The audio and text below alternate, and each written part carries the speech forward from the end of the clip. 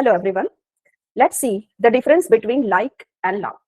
તો like અને love એ verb છે જેનાથી આપણે આપણી પસંદ બતાવી શકીએ છીએ. જ્યારે તમારે કોઈ પસંદ બતાવી હોય કે મને આ વસ્તુ પસંદ છે કે મને આ કામ કરવું પસંદ છે, ત્યારે તમે like અથવા તો love બંનેમાંથી કોઈ પણ યુઝ કરી શકો છો.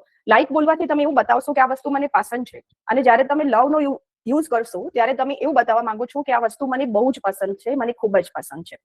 તો આપણે થોડા એક્ઝામ્પલથી જોઈએ. Let's see. I like pizza. મને પિઝા પસંદ છે. I like pizza, but I love panipuri. મને પિઝા પસંદ છે, પણ પાણીપુરી મને બહુ જ પસંદ છે. I like football. મને ફૂટબોલ પસંદ છે.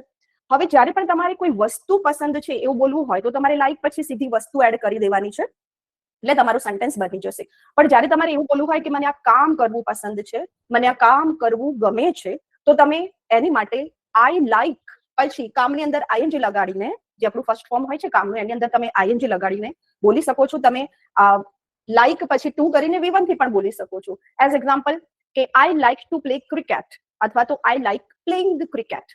તો લાઈક પછી ing વાળું ફોર્મ વધારે યુઝ થતું હોય છે અને સ્પોકન ઇંગ્લિશમાં વધારે ચાલે છે. તો તમે એ રીતના યુઝ કરશો તો it sounds good. Okay. I like cooking, I like reading, I like speaking English. Okay. I love speaking English. તો લવ માટે તમારે બસ એટલું જ છે, એટલો જ ફરક છે કે લાઈક એટલે પસંદ છે અને લવ એટલે બહુ જ પસંદ છે. તમે એટલું બધું પસંદ કરો છો એ વસ્તુને કે તે લવ સુધી પહોંચી જાય છે. ઓકે.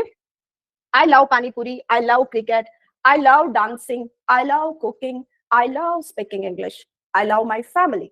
તો લાઈક અને લવ નો ડિફરન્સ આઈ હોપ તમને સમજમાં આવી ગયો હશે. Okay. And like, share and subscribe our channel.